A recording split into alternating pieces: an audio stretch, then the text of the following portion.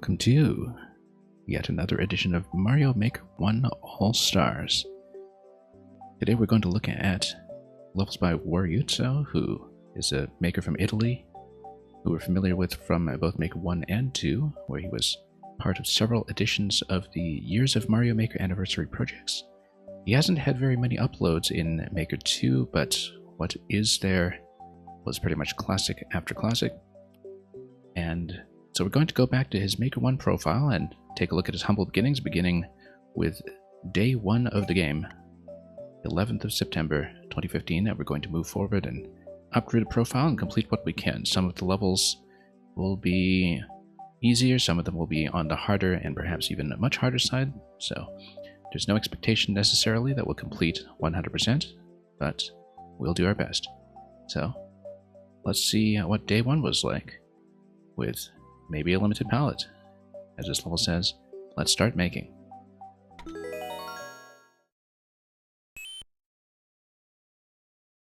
And of course I know that a lot of makers aren't necessarily going to be proud of what they did day 1, as they were just learning the tool set. But as you can see, that Wariuzzo definitely, I think, respected the gradual unlock of the original palette when you first picked up the game. You need to take damage up here. And just built what he could with the initial toolbar, instead of doing what some people did and manipulating their game clock in order to unlock the feature set as soon as possible. Whoops. Should have watched out for that. Doesn't mean that a lot of the first levels that we see from people are kind of like the equivalent of student films, where they're just learning the tool set and putting it to work. I know that in some cases people, once they developed reputations, kind of deleted their early uploads. But here, it's up, it's available, we're going to see it, and we're going to see how the style has evolved from here. I think it's kind of always artistically interesting to look at some of this stuff, so. And just kind of get a sense of how one style develops over time. Yeah, and Mario, welcome. Hope you're doing well. We started the stream much later than I had originally envisioned, because connectivity to Maker 1 is in a very bad state right now. Basically, the situation is that the number of live servers has been severely reduced, possibly to even just one that is still functional. But the problem is that the game still tries to ping other servers that are now dead as it tries to connect. And the result of that is that you basically have to spam your way into the game repeatedly before it will find a successful server. And today that took me about 20 minutes just to get into the course world. Yeah, you can see there are some spots here with some mandatory damage that are a little bit rough, but you know, this is definitely quite respectable platforming for what you can do just with an initial tool set as you're building and uploading for the first time.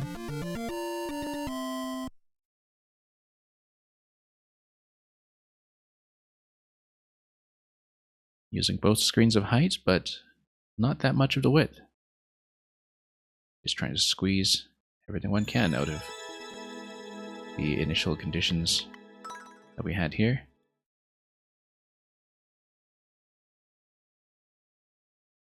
Yeah, definitely a good idea for Nintendo not to have everything locked behind a gradual unlock in the second game, although of course you did have to play through the story campaign, I believe, in order to get the Super Ball and the hammer in Maker 2. Ready for a deadly race? Now this was just on day 2 of the game, 12th of September, so let's see what happens here. I see a mystery mushroom and that just screams Mario Kart. That was something very popular right from the start of the game. Like I said, Maker 1, the top charts in the first month or so were pretty much all either auto, or music, or Mario Kart Amiibo levels. A lot of people caught on to this right away as something they wanted to do in various formats. And yeah, this would give you more Mario Kart costumes in case you should happen to spin out and lose one from time to time. Whoa, that was deadly. We'll watch out for Bowser here in case there's a stun lock. Now, timer will hopefully not be an issue here, but keeping an eye on that for sure. And that's just more Mystery Mushroom, that's right. And then here we just dash across.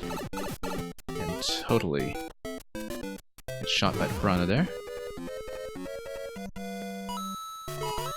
And then, oh, burners, yeah. Didn't hesitate that much, but that's okay, we made it. Oh, bounces all the way through. I feel like we're gonna have timer trouble. Let's grab the mushroom just in case, though. Love how there's that brief neutral position when you're spinning around when the cart is actually looking at the camera. I guess this would be another mystery mushroom, probably. Oh, star. Yeah, I think we'll take that. I see Bowser fire ahead. I think this is going to be necessary.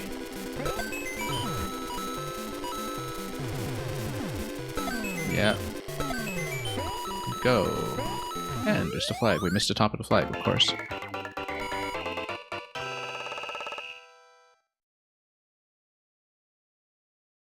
Love how it is the classic Super Nintendo Super Mario Kart sound effect for the flag at the end. I kind of feel like Super Mario Kart on Super Nintendo doesn't get nearly enough recognition or respect nowadays.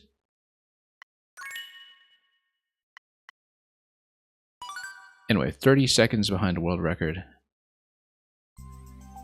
Not exactly going for the Staff Ghost time trial here, but that'll work.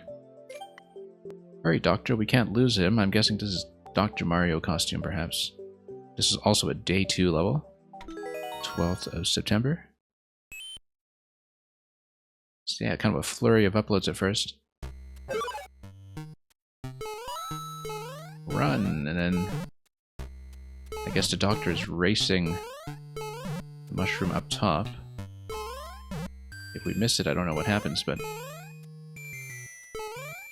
who knows? I think we kind of outpaced it and it might have despawned on me.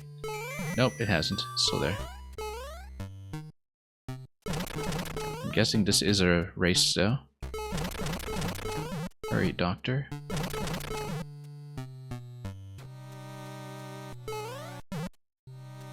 Well, let's see what we can do. Again, whoops. Still quite a lot going on here from a fairly limited palette. So yeah, it kind of looks like from what we've seen so far. I don't remember the original sort of palette unlocking order, but it looked like Wariuzzo actually did respect the day-by-day toolbar unlock that was in the original release. I think that's the case. It's kind of interesting to see what he managed to get done within these constraints. But definitely quite an interest in a lot of these one-tile high maze structures and a lot of vertical zigzagging back and forth, which I think was the case for a lot of Maker 1. That you see that much more in Maker 1 than Maker 2. People really making full use of the vertical space just by having tons of narrow passages. Anyway, let's chase. I guess we have to go through and we'll catch it. Yeah, and then either you succeed here or you die, so you could very well just lock yourself by missing and being too late.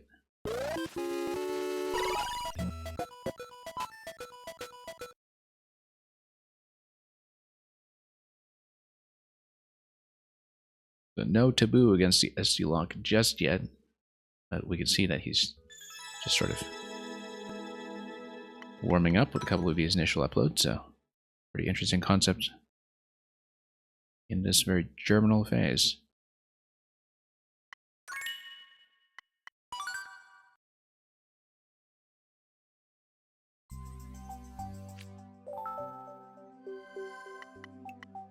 Yoshi, go home. You are drunk. This is a little later in the week. Still in the first week of the game, though. In a flurry of initial uploads. Are we going to get Yoshi and a drunk effect? Yes, we are. Well, touch fuzzy, get dizzy.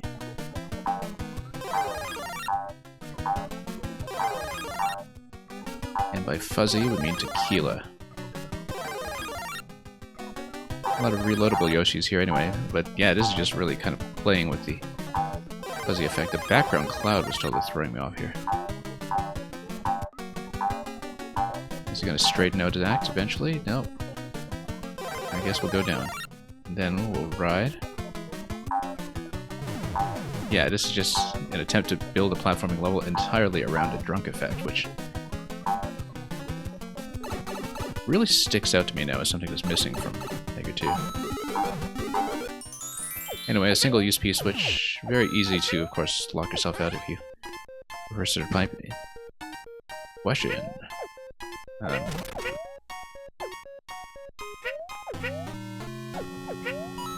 Not much here, though. I don't know if we still wanted a P-switch active on the other side. Oh, we have 10 seconds. I didn't even think about the time. But anyway. Are we leaving the bar, or are we going back in for another round? We are going back in for another round, and looking at Yoshi just getting carted away by the dancers. That's how he likes it. Go back to the bar, Yoshi. You haven't had quite enough for one day. 32nd world record. Well, much swifter than what we were doing.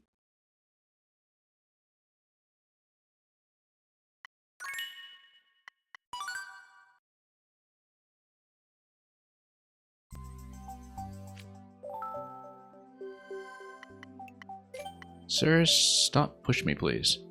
Yeah, it's still within that first week of uploads. There's tons of stuff coming out all at once. I think that was definitely the case for a lot of people, though, in that sort of initial burst of excitement. But yeah, we see Thwomp and Clown Car already. Definitely a very popular combination, and one that I see is being put to quite good use. I guess I should just let myself get pushed here. That would have been perfectly fine. And just going to show you that we've got quite a few Thwomps coming. And this is going to try to push you through.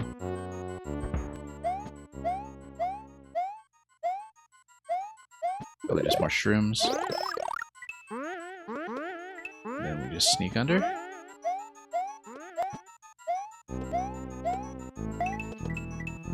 And there's just a lot of small spins. One small spin anyway.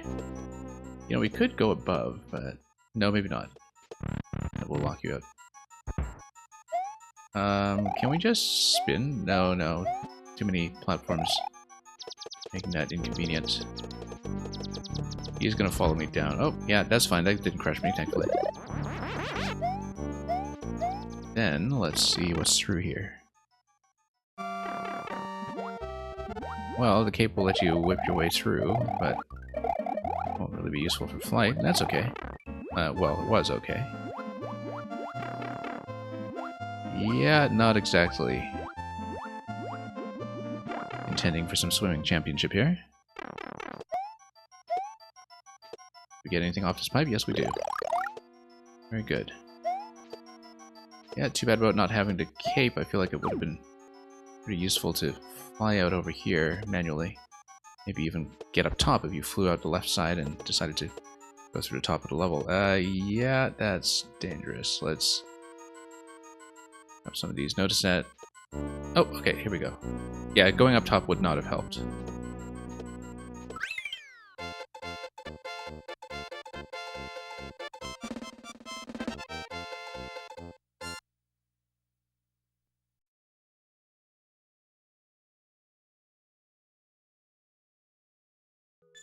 Anyway, let's keep going.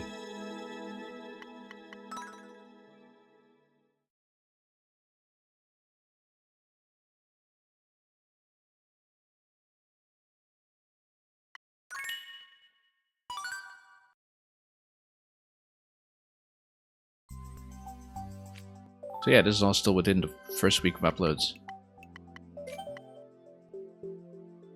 As is this one, Brambles Nostalgia, DKC2 Tribute. Yeah. Let's take a look.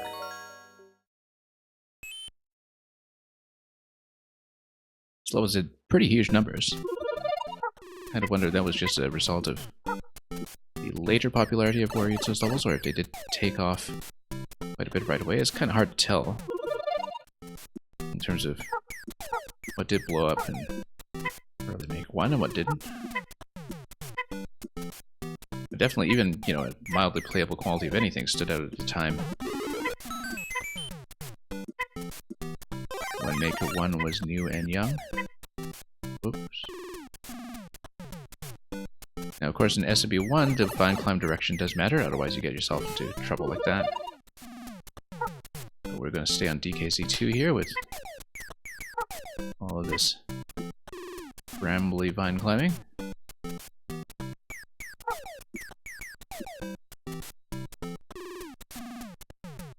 Then, watch out for that plant in the bottom left, pretty well disguised.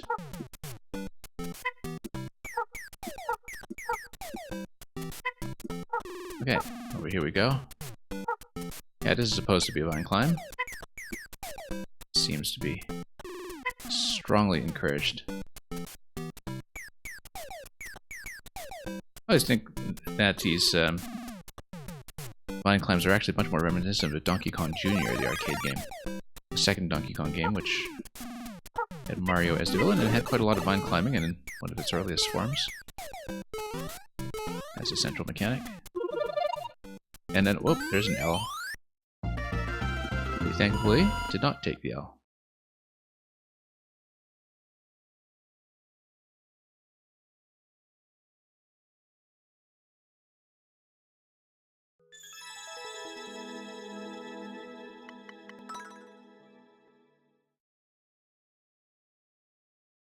Anyway, like I said, we're still into week 1 levels. Not really into good stuff yet, but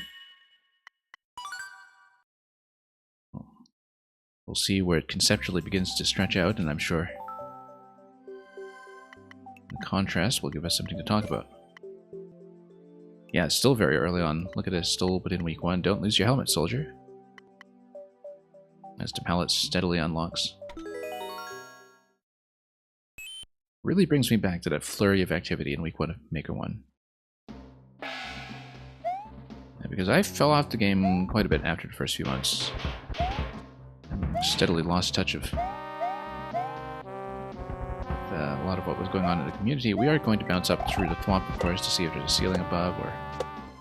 Oh yeah, that was unplanned, I guess. I actually did lock myself, look at that. This looks like it's something that does not happen in Maker 2. And taking Maker 2, this collision actually will damage you and drop you. But this seems like it was not known at the time, so...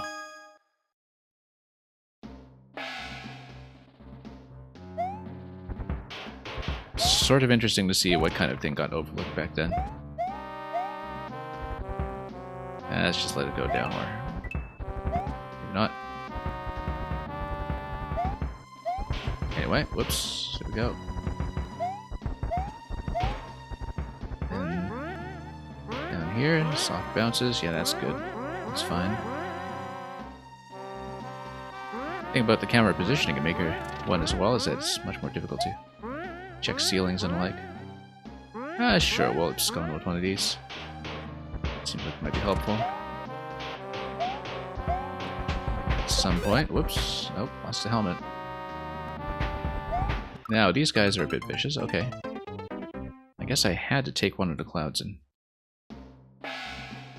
steal it to continue.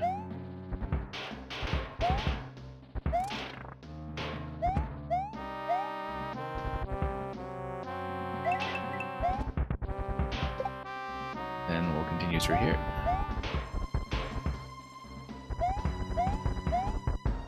And down.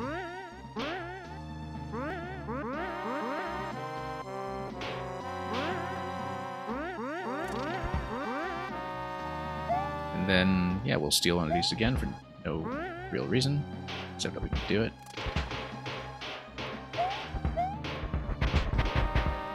Yeah, we'll just not get shot from the bottom. That's probably more instrumental here. Oh, we'll have to be careful now. Without a helmet. Yeah, a little bit trickier without a helmet there.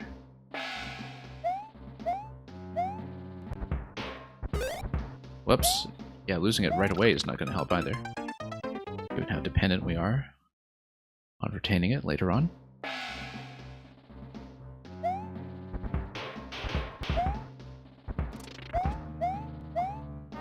Oops.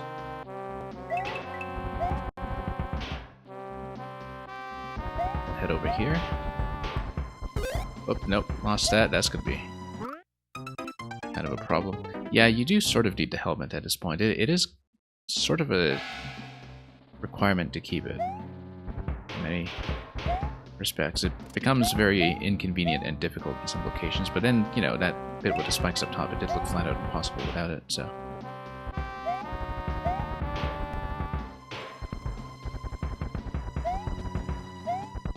But, you know, at this stage, one is still kind of in the growing pains of Mario Maker logic, in terms of common frustrations that are best avoided. Whoops, nope, that was a problem. That's okay, we'll try to make it through it. Actually, this is going to be a little bit difficult.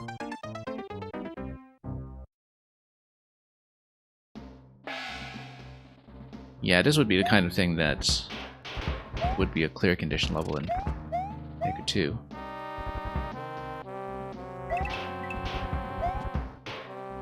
Now, we do need to survive continuously, and taking a hit is going to be a failure condition anyway, so... Whoop, nope, yeah, we might as well just restart. We know we're not going to make it through without.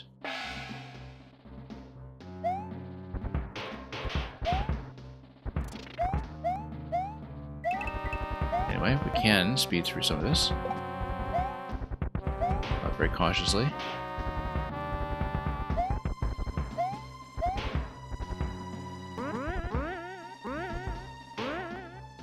Yeah, definitely a couple of strict power-up checks here.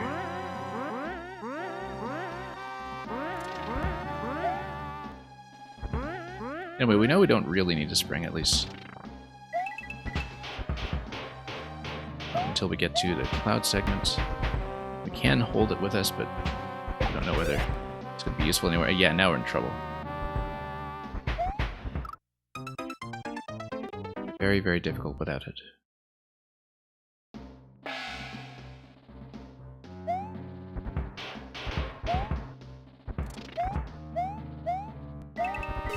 Oh, no.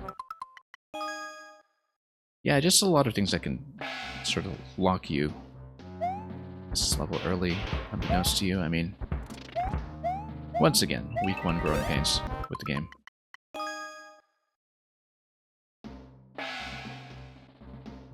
And it becomes clear enough that on repeated attempts you just play around that expectation that you know you have to keep your shell.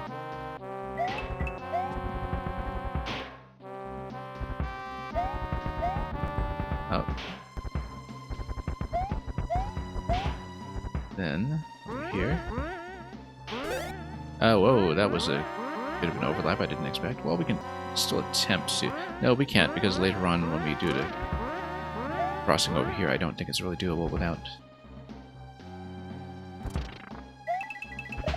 Well, maybe. And then we get into trouble, so... Yeah, look at that. You can survive on the top of the swamp when it bunches up to the ceiling, because you just continue spinning on it while overlapping with the first tile without taking damage. That's an engine change in Maker 2 that is, I think, often overlooked or forgotten. I mean, because probably nobody remembers the way it worked in Maker 1 unless they made very specific use of it.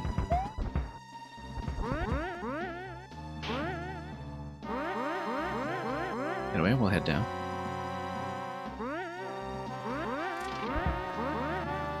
Yeah, no need to actually take the spring, I think, but... We'll see if we regret that later.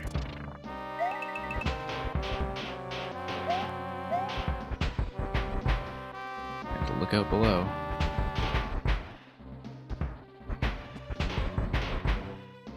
Alright, let's try not to take too much damage here. This is the best we've done so far. Yeah, nothing can actually even hit the helmet yet. So this would have been miraculously safe even without the helmet, well, up to that point. Then here you get the swamp gate. That becomes a problem. And here's finally a second helmet for you to use, and then I guess we just need to raise the whole stack and then jump up to the goal. Yeah, given the length and the concept, this would very much have been a no damage clear condition level in 2, I think.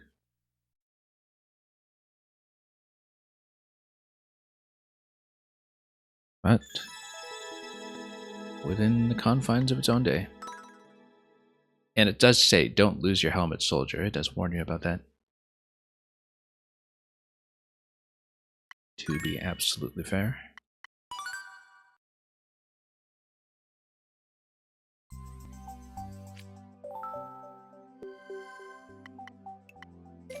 Nice house, but the exit?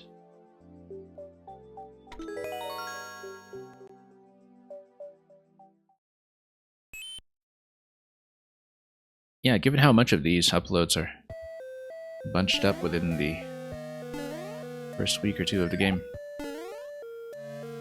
and I guess the pace slows down quite a bit later as we get into the more elaborate creations.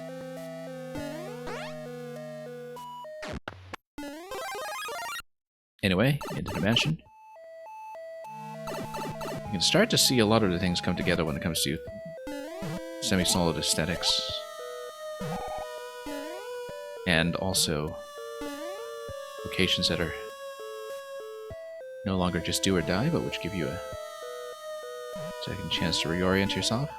Whoops. At least so far. There we go.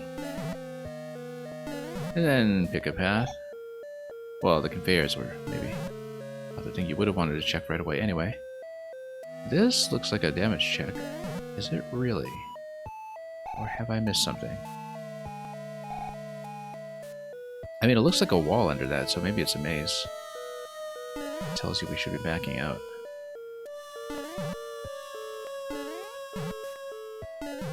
Maybe there was something spawn related that we could have missed.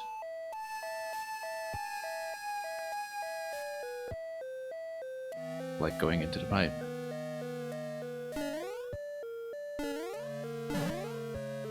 Oh, I don't know. I find that a little unlikely.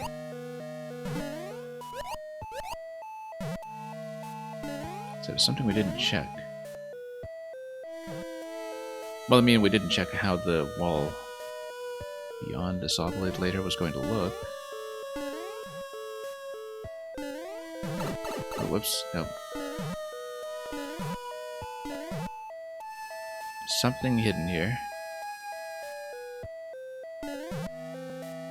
And we can maybe watch the spike top too. See what's going on. That might be a vital clue, perhaps. As to what can or cannot be entered.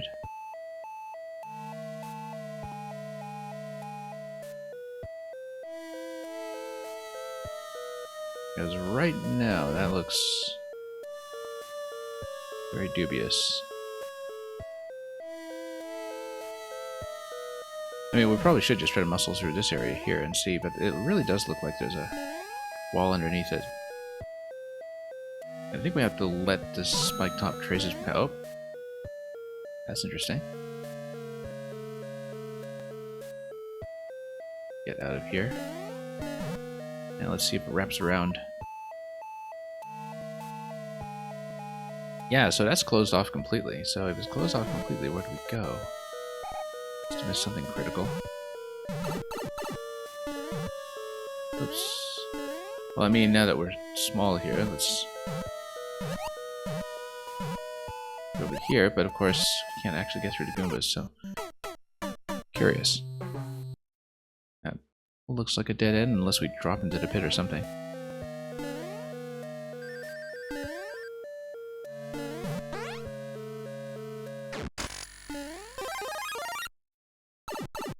Anyway, let's grab the flower.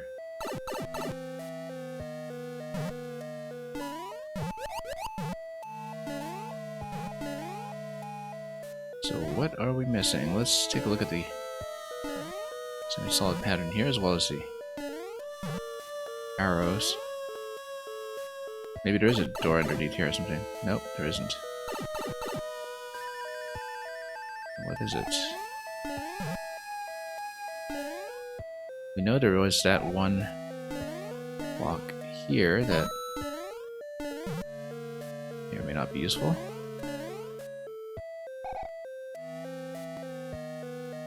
Curious.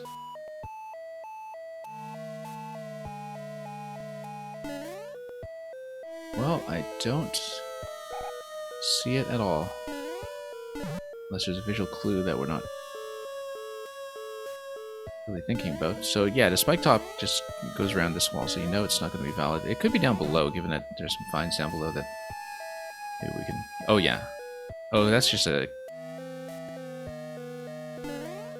trick where you're just expected to know that because this is a continuation, you just kind of trust that something will get you there. So. Oh. Stepped right into that one. Okay, so we do need to infer some things about the level sometimes. Just based on contextual clues for where it is possible to go. But that's much clearer to me now. At least we know that that continuation will in fact work.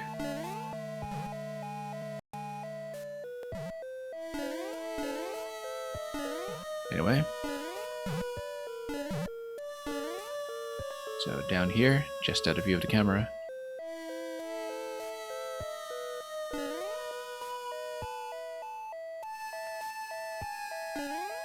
I guess that was the only option available. Whoops, here we go again. I knew about that too from the last attempt when I just stepped right on the booze. Whoops, speaking of stepping right on the booze. Okay, down. Then a little bit of platforming here, I suppose. What's going to come out of the blasters? Just more boo rings, okay. What about the top one? Similar? Yeah, lots of rings.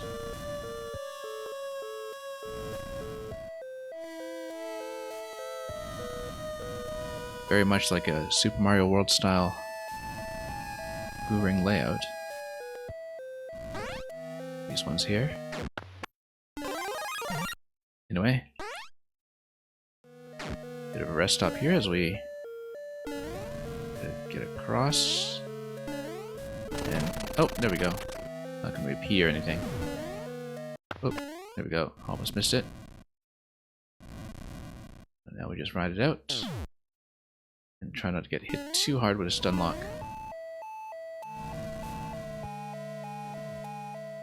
Oh yeah, there you go, platform.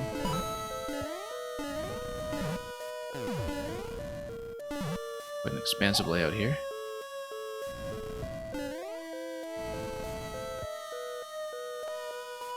But we'll just sit on this for a moment until we continue. Oops. Or so I thought.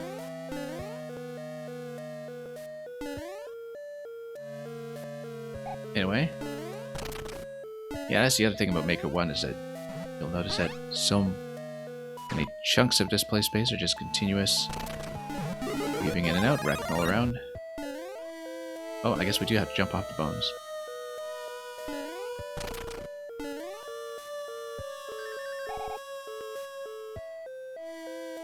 Oh, it doesn't seem to get me. We're here? Isn't this where we were previously, though? Then what did we miss? What did we miss? We just wrapped around here. Well, let's look for some other visual clues for what we might have bypassed. Nope. We'll jump on that again, but okay, sure, let's do the top segment. And let's go up top. Nope, that's not it. Well, that's awfully curious. But I guess we just fall into that on the way back over, if there's a way back over. Oh, look at that. Little vines over here. Not that this helps so far. Well, how do we get across?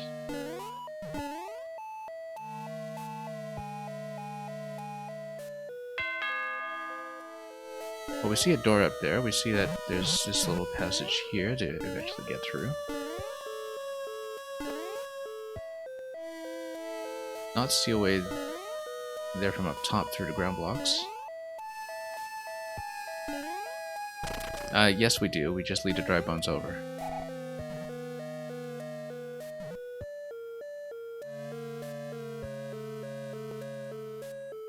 Anyway.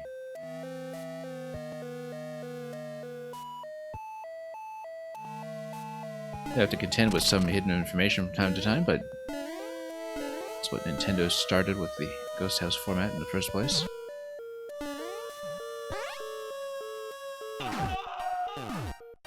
In fact, looking at Nintendo's own Ghost Houses, it's kind of interesting how they almost lay the foundations for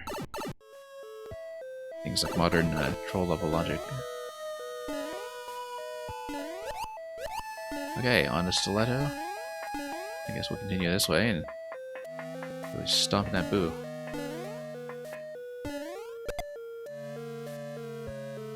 As it follows us over. Then, yeah, there's the goal right there. I guess we can mess around a bit more until we lose the cloud. Alright, that's fine too. We'll take it. I was hoping to get a good position there to start taking out more boos, but we found the exit, so... yeah, things steadily kind of getting more elaborate, a little more polished. We're still, like I said, just barely out of week 1 of Maker 1. This part of the set here, so...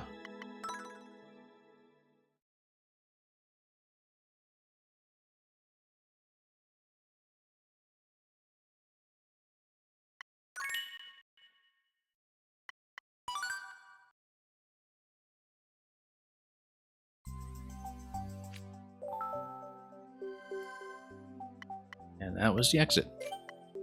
There's a cake at the end, Toad. Well, the banner here seems to tell me it's a lie, and that's what I was about to say myself. There's also a pipe that drops you onto the flag, and there is a cake after the pipe. But let's not spoil ourselves too much here.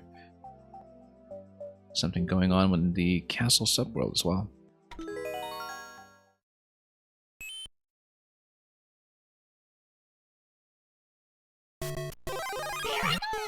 Here I go. Oh, it's a shell ride, except... well... totally fumbled that.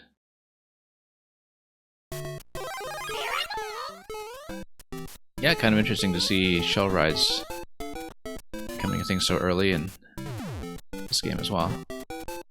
Yeah, we actually just stand there and let it load me.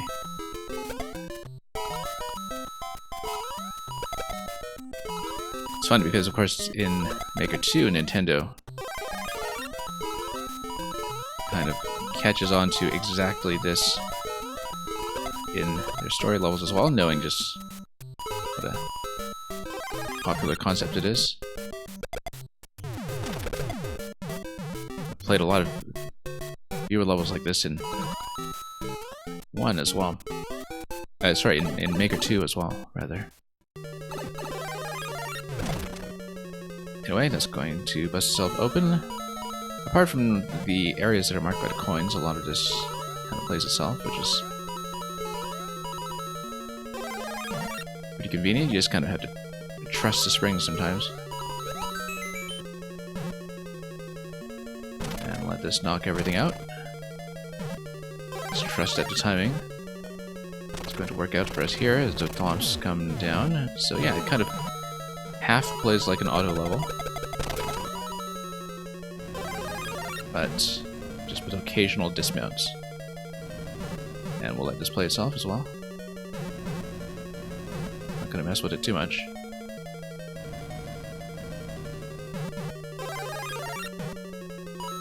I guess it's more like a... oh, and we missed a jump. I was about to make a comment about how this is practically a semi-automatic level. You think about it like that.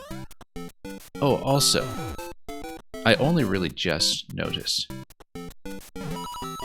Well, this is about a week into the game. No checkpoints yet in Mario Maker. It takes a couple weeks to come in. Not that we're particularly longing for them, but, you know, it's definitely interesting to see how people designed around that as a norm early on. I remember that very early on in Maker 1. People were trying to come up with all kinds of things like passcode entry systems and Metroid-style levels and other such things. But it does mean that everything on a larger scale is going to feel like a lengthier experience because of that.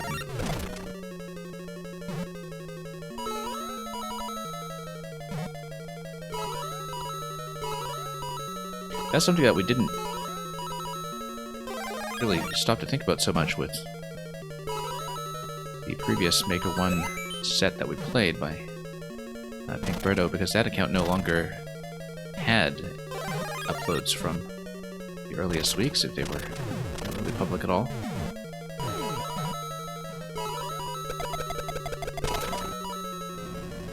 And so this is kind of a throwback to pre-checkpoint design when that was still a formal constraint of the game.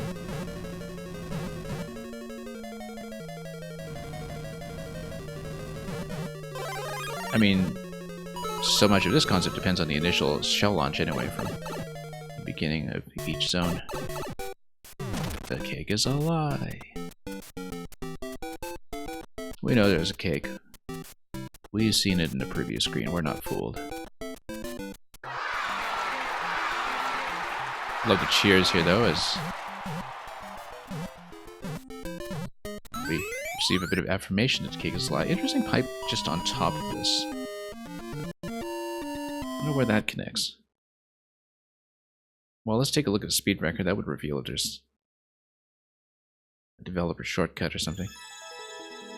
Or if the pipe instead is a lie. Yeah, that's a significant shortcut. I mean, I guess if you just found some other way to bounce over.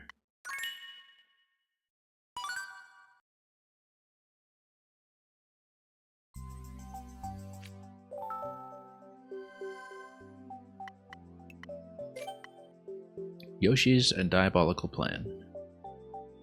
Save me, somebody says.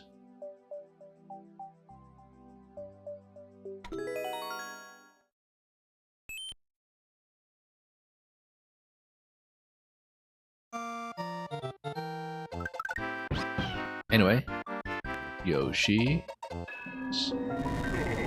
I'm not reading this very... Oh yeah, it's saying Yoshi's diabolical plan. That's just all it says. It's just saying the title of the level. Save me, says Yoshi. He's trying to fool me.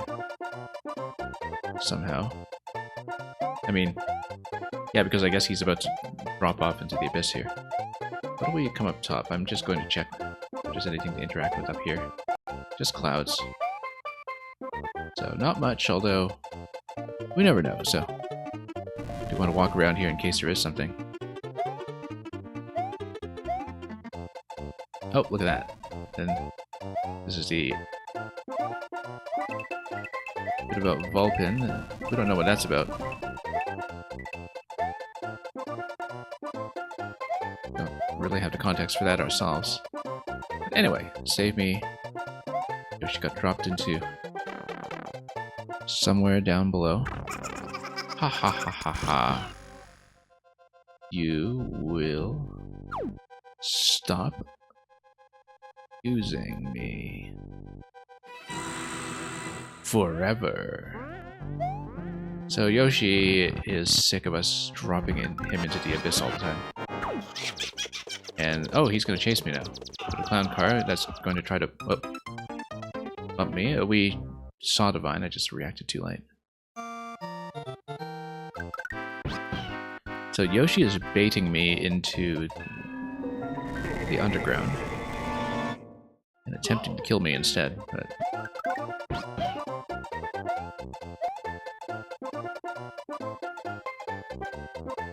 I don't know if he really thought this through. Nurse Scuttler, welcome. Anyway. Yeah, Yoshi is pretty sick of Mario at this point.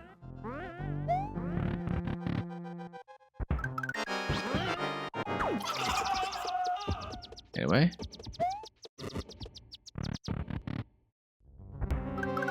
And he's going to chase us once again and attempt to bump all over the place. Well, we gotta be careful. That's okay. Once we get ahead and we just, you know, survive the first bump, I think we're generally going to be fine as long as we get through the door. And Yoshi's going to try to dunk me here, as you can see. I'm going to let him get away with that.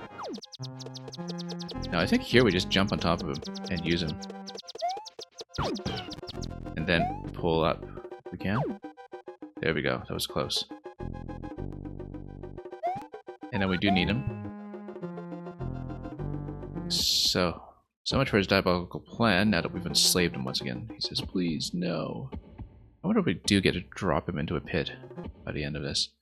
No. Or if he just stays enslaved. Oh yeah, we totally dunk him. That's one thing that was... Well, first of all, the end. Question mark. That's something that was evident from the very first days of Mario Maker 1. That everybody had this shared collective experience from Super Mario World of dropping Yoshi into pits, especially if they were going for the Cheese Bridge secret, where you could just as well fly under the goal with the cape, but, you know, I think everybody would rather drop Yoshi to get there. And so you kind of had one level after another in the earliest weeks of Maker 1 that referred to killing Yoshi in some form. Hey, you may also enjoy Super Mario vs. Mecha Bowzilla. We'll get to it. Not today, but I do plan to record that at some point. If servers cooperate, which they have not really been doing. Anyway, so yeah, so you have Kill Yoshi story levels like this. This has been a kind of interesting microcosm of the early Mario Maker experience. Because it seemed like the Kill Yoshi levels were just all over the place. And then that one was, of course, much more elaborate in some ways, but it kind of tells you that, you know, there was so much exploration of these narrative levels in early Maker 1 that really didn't seem to exist in quite the same form in early Maker 2. At least not the way we were browsing. Can power-ups defeat you? How am I deciding levels? I'm actually just digging up a lot of old profiles, including of people who I know by reputation from Maker 2, or people who I had encountered through playing some other community projects in Maker 1. And we're just playing them straight through, basically. So, yeah, I basically have this notepad with a list of makers that I want to get through, and then, you know, we'll also be opening up to community suggestions at some point. So, yeah, some favorites, some recommendations. It's going to be a bit of a mix, but we're going through old maker profiles right now, basically, and just retracing the development of the game. And while it's still alive, because there was quite a lot of Maker 1 content I wanted to catch up on, and with the servers going down within the next few months, we have a very limited amount of time to record it. So, anyway, judging by the 0.81% right here, it seems like power-ups defeated quite a few people. Let's see what the concept is.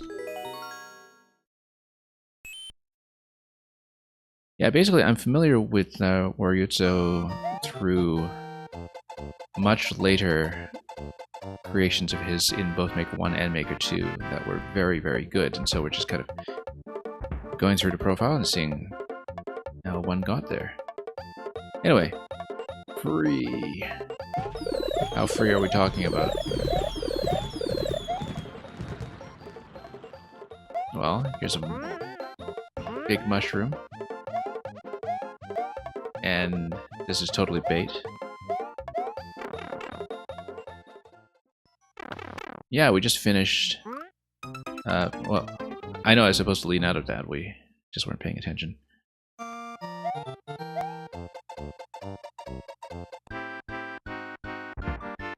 It's the illusion of free will.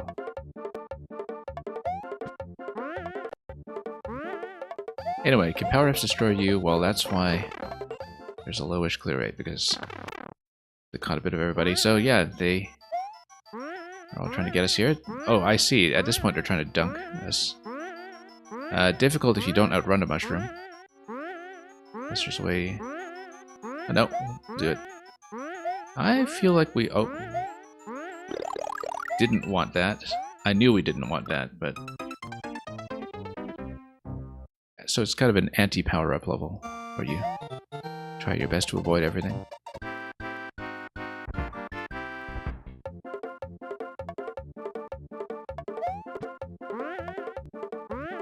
Anyway, let's get down over here.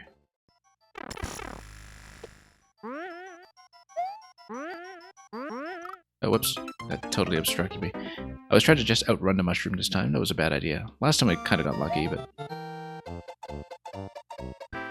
this time, we'll want to be quick, but not at the expense of watching the timing on a flower.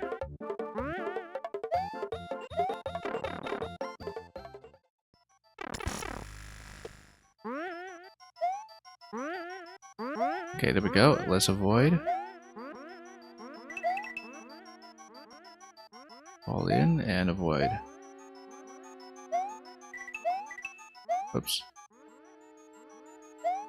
Then probably not going to hit that because anything that we spawned there would have tried to dunk me with these note blocks.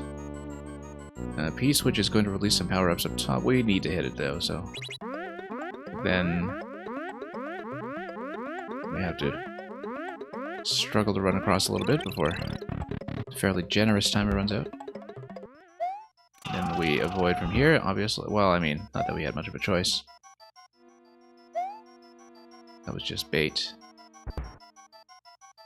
So yeah, an interesting kind of anti-power-up level to match the anti-Yoshi level that we saw right before it. Now we have to avoid the star. That's interesting. Or so it seems. Yeah, because this is a bit of a trap anyway. Okay, donut block. It's fairly clear what to do there. Now we just try to find the bigger gap in the path and just scoot across. And then we avoid all this. And whoop, nope. And it dunks you if you pick it up. Interestingly, if we were a little further to the right, we actually could have survived that potentially. By landing in the bottom right and then just taking damage again to get through the one tile gap.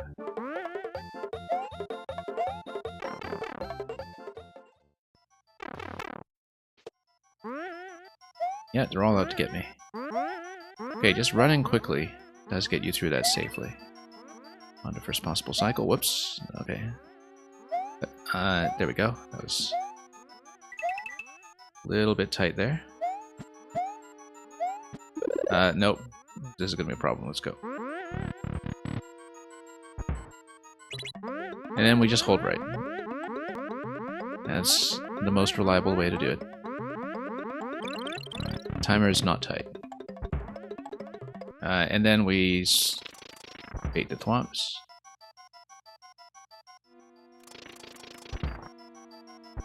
And then we go up top this way. Yeah, the star is totally bait here because this is a trap based on the Maker 1 camera, not scrolling up until you land. And the ceiling is just out of view unless you do go for the left side first, the way that I did.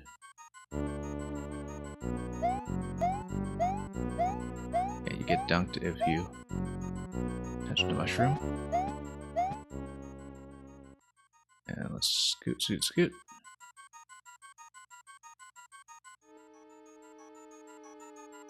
Okay. Then... oh, nope. Just needed a bit more of a jump there before we hit the mushroom. Or you just rush all the way across, like that, except I don't think the timing will permit that. I think the mushroom will catch you too early. Yeah, we did know the mushroom was coming. We'd seen it. We just didn't catch it very well. Or dodge it, rather.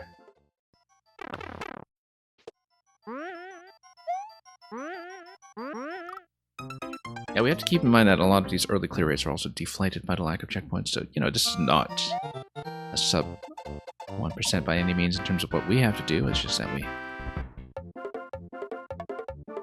are going to be getting through quite a bit of it. With lots of potential traps. As we've seen already. Oh. Yeah, let's not fail the dashes here.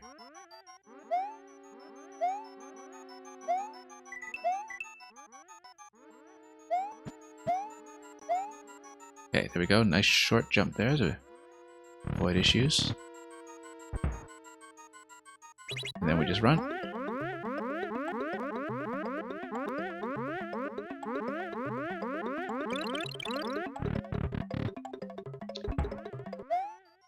Whoops. There we go. Almost jumped a little too eagerly there. Even though we knew the thwomp was coming.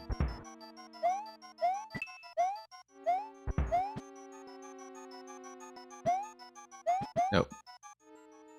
Oh, you know what? Yeah, we can just drop it that way. That works too. Yeah, now the flower spacing is dependent on when you scroll them in. There's a little bit of camera scroll variance there that we... Nope, I was in a bad position there. I should have backed out. Yeah, sometimes there is a little bit of variation from camera scroll here that we do need to keep in mind.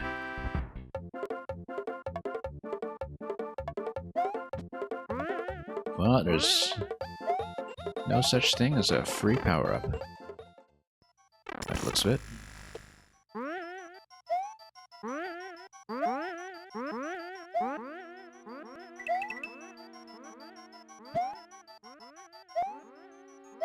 Okay. Jump, jump, jump. We'll fall in and continue.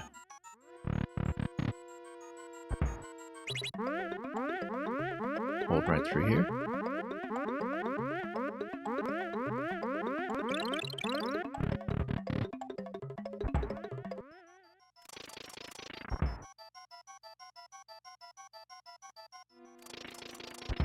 And we know the path from here. We just need to be relatively attentive.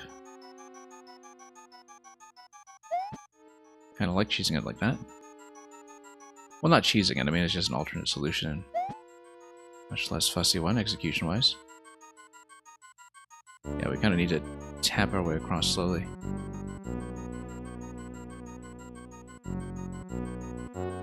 Okay, that's fine, except we'll jump across, and now we're through here successfully. Good. Now here, we won't have much of an opportunity to jump.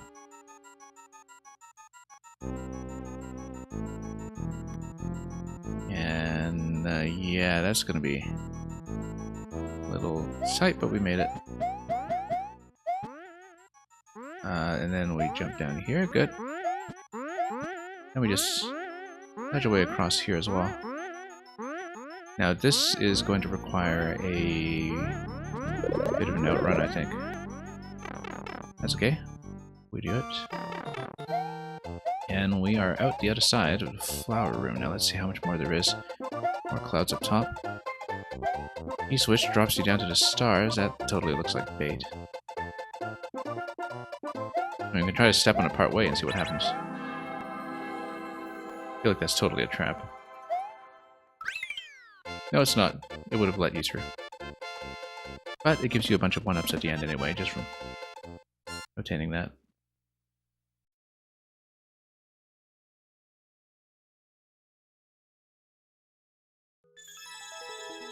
Makes for an interesting pairing with the anti-Yoshi level just before this.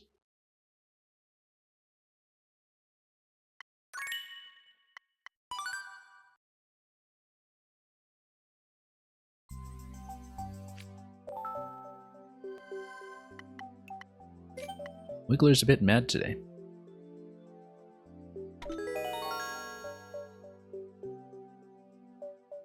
Seems to be the recurring theme here. Everybody is out to get you, but I guess Wigglers are typically out to get you once you step on them, so... Anyway, NSMBU. We didn't see any of these in a previous profile we played, so this is... Oh, okay. That's why you come down here.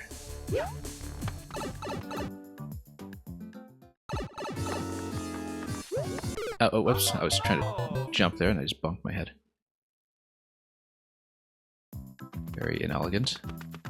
Also, despite the fact that you could build quite freely in Maker 1 in the starting area, unlike Maker 2, this is one thing I do not miss. This little seam there, I'd forgotten all about that.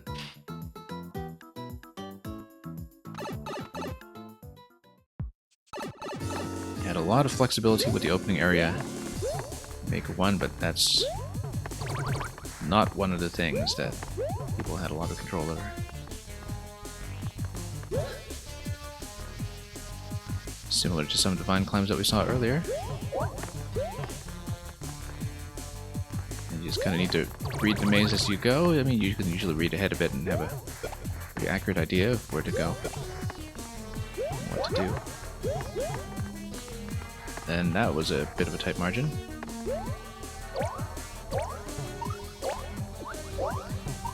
Yeah, I just need to freeze them from time to time, and then ooh, that's a lot of wiggling going on.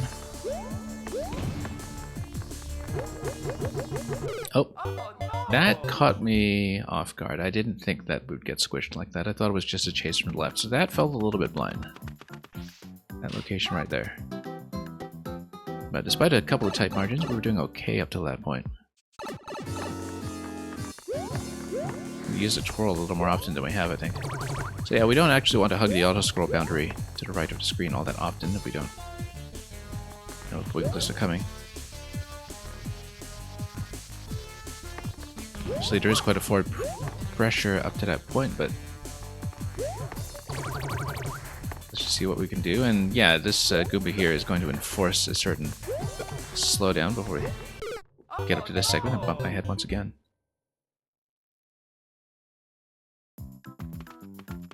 Yeah, because everything is going to spawn in accordance with the auto-scroll, the Goomba does slow you down and realign the level with you, basically. Whoops. Which for auto-scroll chases is a necessary function. Occasionally you do need some kind of realignment mechanic, just to keep the pace interesting.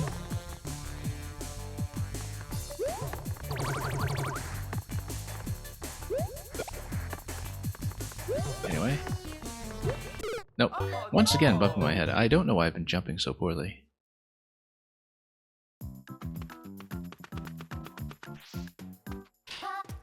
Same spot, too.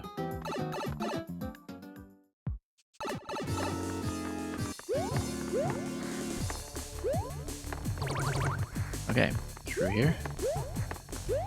Then, down.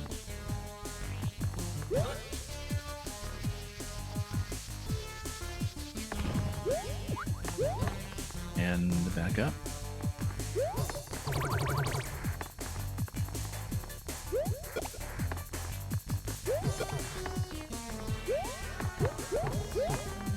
Okay, that wasn't as tight as the first time I tried it.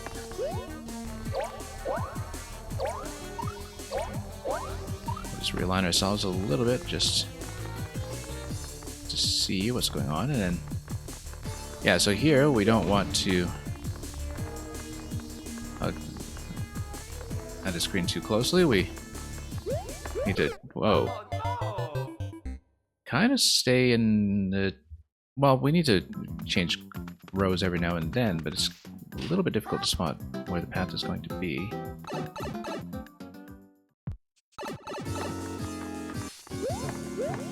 So at any point we could get squished there by more wiggling.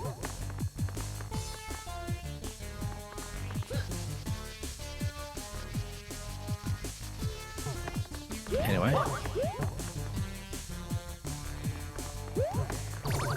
Let's proceed forward over here, and then once again Goomba slows you down. And then, yeah, that little corner right there, I don't know why the jump is so difficult to estimate, but I've been consistently obstructing myself with that. Yeah, Bonafide Pirate, it took me a long time to successfully connect to the game today, so I started much later than intended. So, essentially the situation with Mario Maker 1 right now is that most of the servers are dead, but the game doesn't know they're dead, so you pretty much have to roll the dice on connecting to Course World until you hit a server that works. And it might even be just one server that works, according to people who have been researching the Wii U and 3DS network shutdown. And so you pretty much need to just spam the Course World button again and again until you hit a functional server. Previously, I either didn't have too much of a problem with it, or at worst, maybe it would take me, I don't know, a dozen attempts. Today I couldn't get in for about 20 minutes or so. And so I was actually just right on the verge of canceling the stream when it finally succeeded.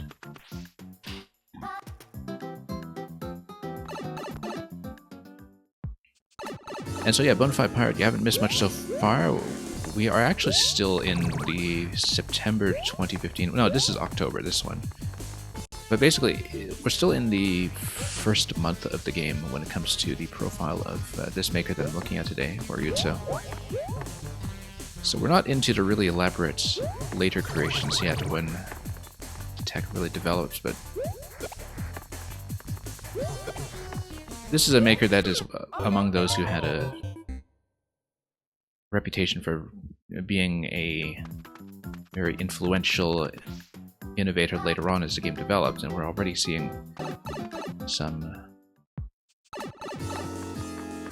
very well-developed concepts here even early on, as people were just kind of unlocking what was possible.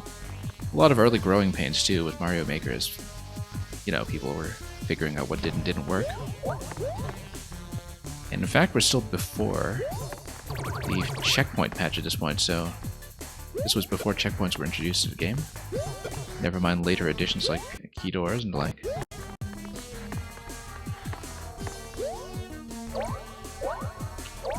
Yeah, I'll answer your message in just a moment once I've had a chance to take a breath here, but...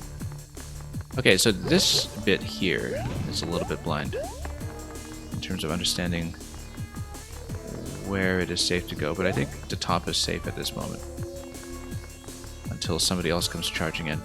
Oh yeah, we'll take that. That's ground pound. I wonder what that question block to the left is all about. I guess it's if you missed a mushroom here, you could go back and get another one and down here and ground pound to the exit.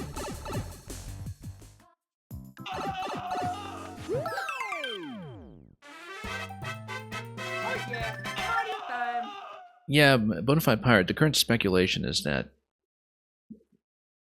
the load balancer that's used to assign people to Mario Maker servers when they attempt to connect was just never updated to reflect that a lot of IPs in its database are now just dead.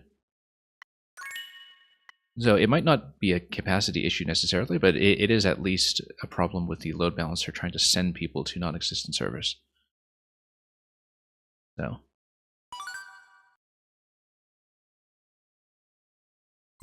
the level of activity might have an effect, but I'm not really sure.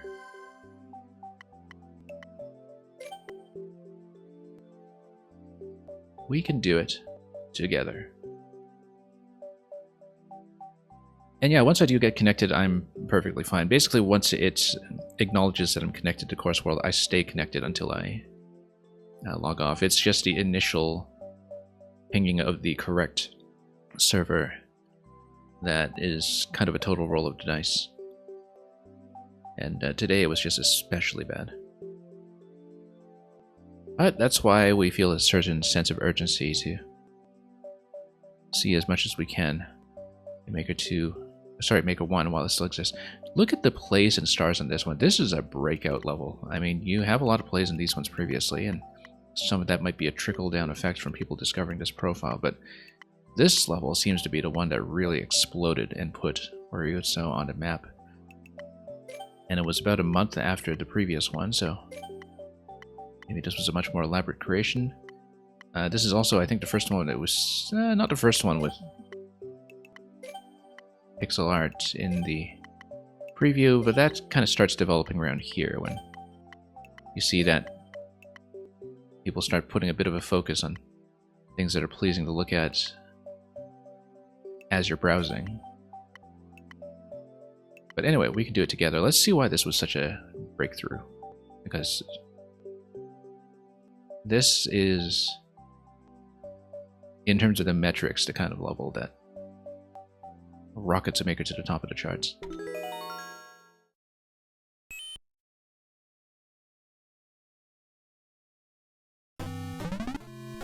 So, your Koopa. I remember this. I've seen this one before, and I've probably even played it. I don't have a play flag on it, but that's because I know there have been a few inaccuracies when it comes to levels that I played a long, long time ago, no longer having my clear flags or stars on them. Yeah. So, yeah, we can immediately see why this was such a huge hit. I remember this. I know I played it, in fact. It might even have been why I heard of Wariuzzo in the first place. Yeah, we've seen a couple of these cooperative concepts, and then, of course, now you lose your companion, and oops. I feel like that wasn't supposed to happen, and that I wasn't supposed to drop the Twomp, because now we just die. We were, of course, supposed to keep him alive. You do need to do that. I think possibly that it played a level by somebody else, maybe Atlantis, in fact, who made something with a very similar concept. The Koopas assisting each other.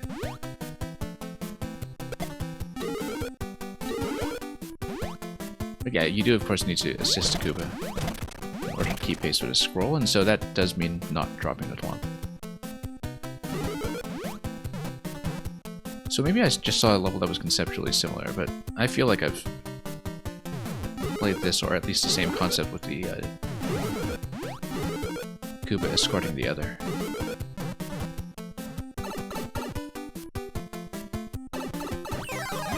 But yeah, you can kind of really see the use of the amiibo developed at this point, other than R for people who don't know how to jump out of the loop. Not necessarily amiibo, but costumes in general. I mean, I don't think Koopa Troopa was an amiibo. Just one of the costumes in a very vast set that's available in this game.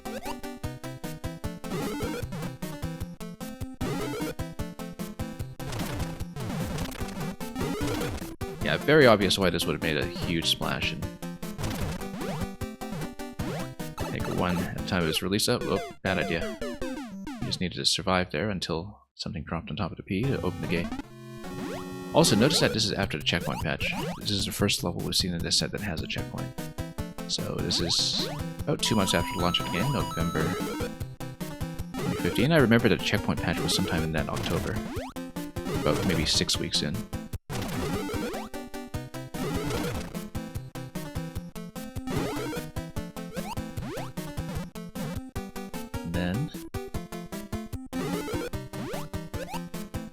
Yeah, so, you know, it's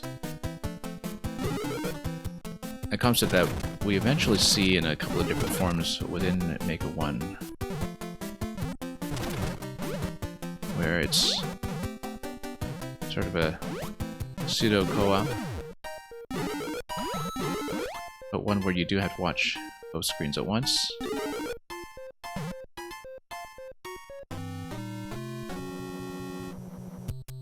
And you have to do the platforming while you're doing this, and so, you know, at the same time, this is something that you just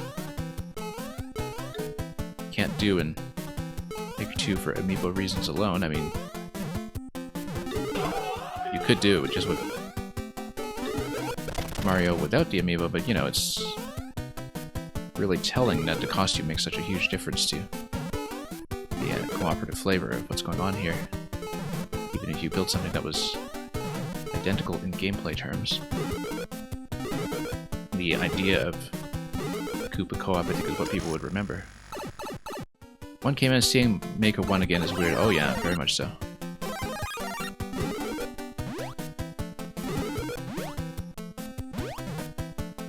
It's... oh, I missed dropping this. That's okay, we were right at checkpoint 2, so...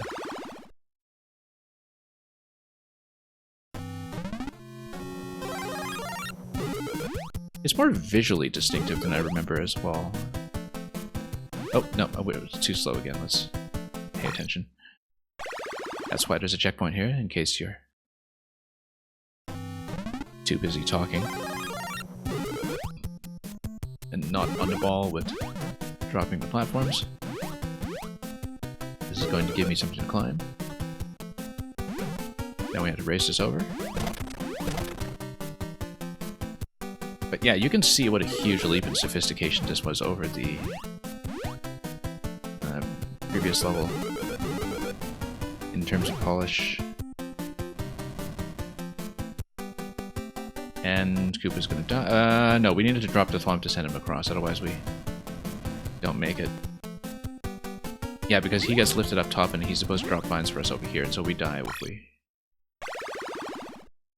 don't manage to secure his cooperation.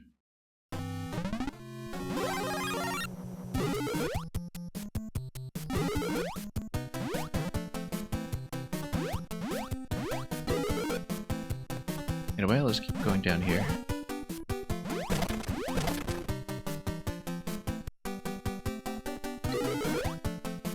But yeah, looking at the metrics for this level, it was clearly something famous. Like I said, I was pretty convinced I'd played this before. And now, oh no, we missed this again. Wasn't paying attention. Okay, let's take to death.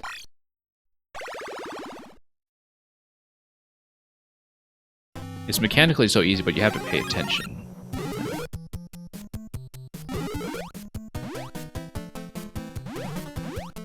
And I think in terms of the popularity of this level, that the accessibility to people who are novice players makes a big difference. That you need to be on the ball in terms of your perceptual skills, and but you don't need to be mechanically that refined as a player just to see the concept, and of course just instantly identifiable what's going on. Now, this is kind of dependent on player timing, as you'll see here. The fact that we delayed the skull by a bit does delay the Koopa by a bit, and we'll see what kind of difference that makes as we head across the Bowser Fire. And we'll see how this concludes. I'm gonna bounce this guy, he's going to give me a vine to climb, and then we'll have a cooperative segment here that we now need to survive, perhaps a little more gracefully than that. Luckily, we can transform yet again. And then he's going to go up. Am I forced to lose the power up? Well, we'll see. I mean, he's going to get crushed at the end. And then we have to drop on Bowser. And get our revenge.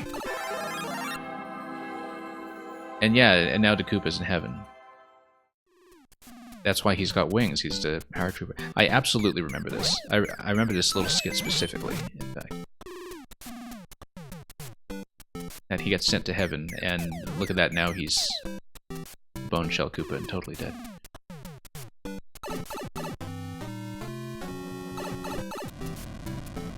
Oh. Door on that, okay. That's interesting. Anything back here? I wonder what the door is about. Easy to be distracted by chat? Yeah, that's exactly what's going on here.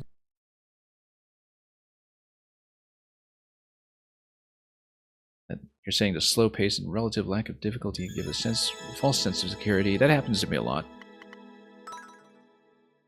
Because, you know, you feel like you're just waiting for the other Koopa to do its job, and you suddenly realize, wow, I was supposed to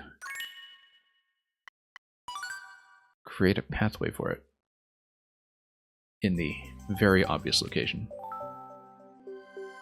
Anyway, we did it together.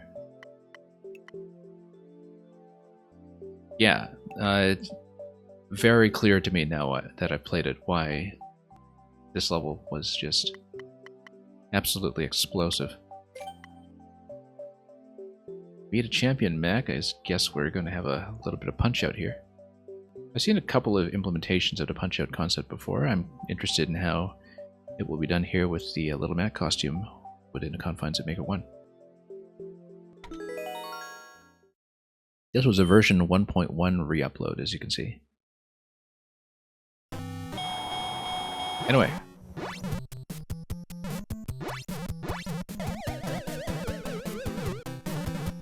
So, I mean, I guess we just punch him up.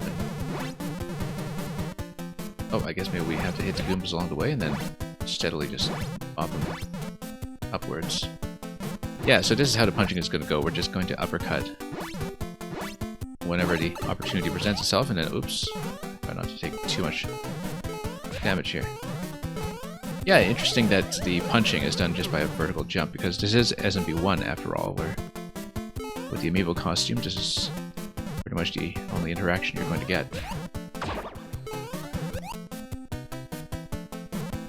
Anyway, back to mech. I know it's possible to squeeze the car, but we're not going to do it. Round 2, fight.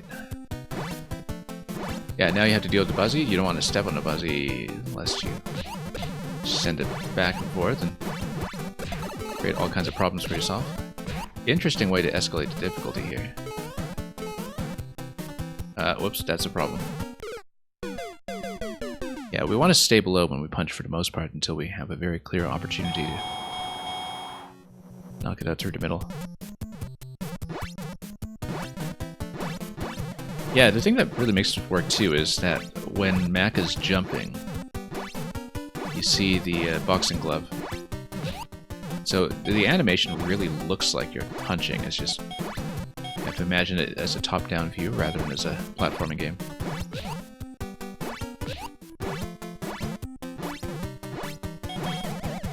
So visually, the flavor totally works. I'll just dunk the Koopa out of there, the Goomba rather, and fall into round 2.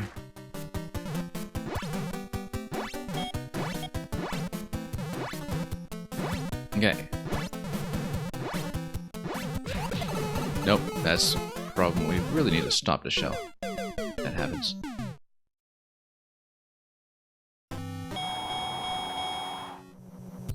Bunch. Yeah, so this tutorial here basically tells you that this is what a punch is going to look like.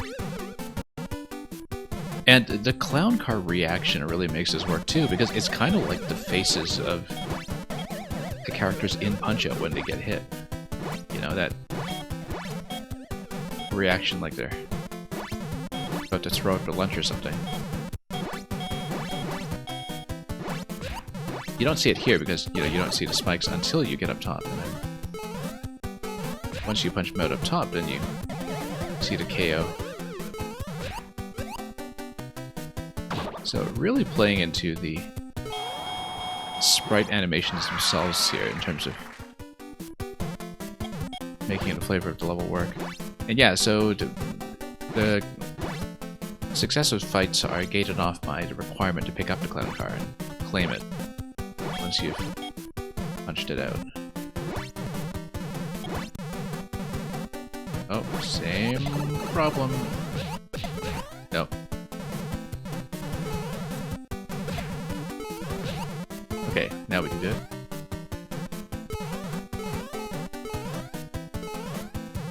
Oh, a little bit risky. That's okay. Got him. And let's head on to round 3.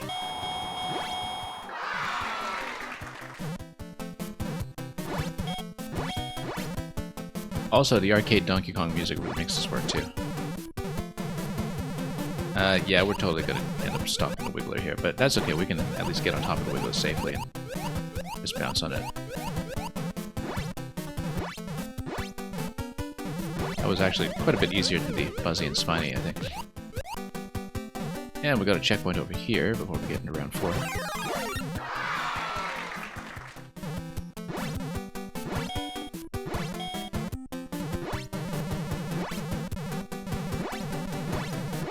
The moles will track you, but then you can dispense with them. The chop is going to be a bit of a problem now. Oh, yeah. Because, yeah, if the mole tracks you, then you got a problem with him obstructing you.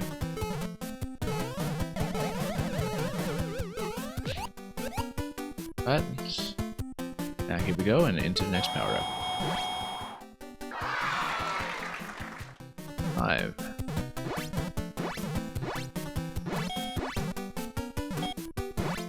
Yeah, we're going to get into issues here unless we just get them to kill each other, which we won't. Because we're just not that precise. We want to trap it in a corner like this. There we go.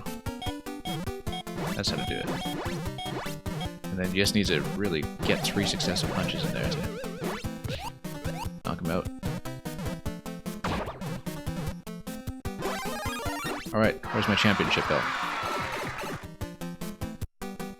Well, first we have to get into the final round. And then we can reload power-ups here just to ease things up a bit. It's a very fun level. It's just so pleasing to look at too. I mean, you know, that's something you don't get quite as much of Maker 2, where Maker 2 a lot of things play differently, but they look similar from a distance, even if playability is very unique. And oh, I feel like we needed him to launch shells or something. No, we don't. We just need to get him out of the way. Now we have some bombardment going on.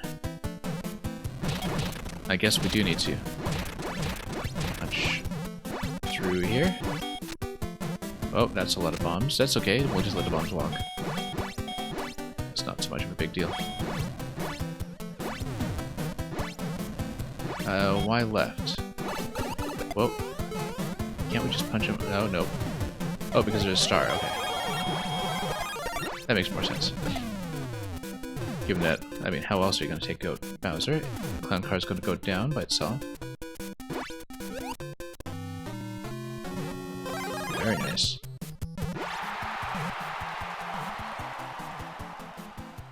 You are the champion. A winner is you.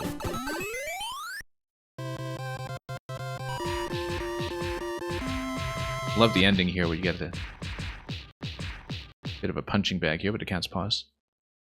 The server is undergoing maintenance. Oh no. We'll see if we can reconnect. That's unfortunate, because if it takes as long for me to get back to the stream as it did to start up the stream, we may actually have to end, because it took me so long to actually reconnect the first time. We'll see what happens. Bear with me. We'll try to reconnect. I mean, you know, optimistically, maybe they're putting it under maintenance. I mean, I don't know if there was a scheduled Wii U maintenance or anything. Just give me a moment, and we'll see if we can do anything with this. I'm still able to see the makers and all that. Yeah. Hang on just a moment.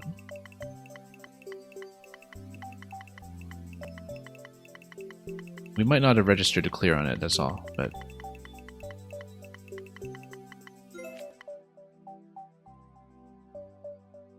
Okay, so we're back here. It just kicked me out of completing the level and putting a flag on it. I think I'm still able to load things. It still treats me like I'm connected. So I think... I don't know why it was a maintenance message, but it just didn't register my clear. Let's see if we can actually connect to the next level. Nope. The server is undergoing maintenance. Well, that might have cut us quite short here.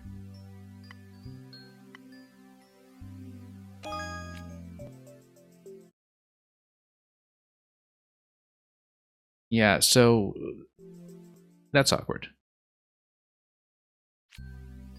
And very unfortunate.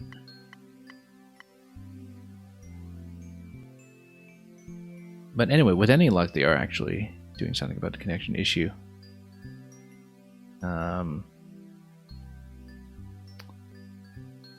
I think the sensible thing at this point, although it's still pretty early in the stream, is to end and postpone. I'm just thinking about whether I have any other content planned, but then I need to kind of switch over between my Wii U and Switch and recable some stuff. But The network status page says it's going to be an hour-long maintenance. Okay.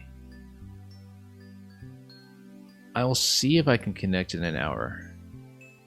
And we'll see if we can come back. I mean, maybe I should do some other content, but I'm just not set up for it today. Like, usually I'd, just dip out to do something else, but... I really should have downloaded more courses offline to look at in the event that something like this would happen.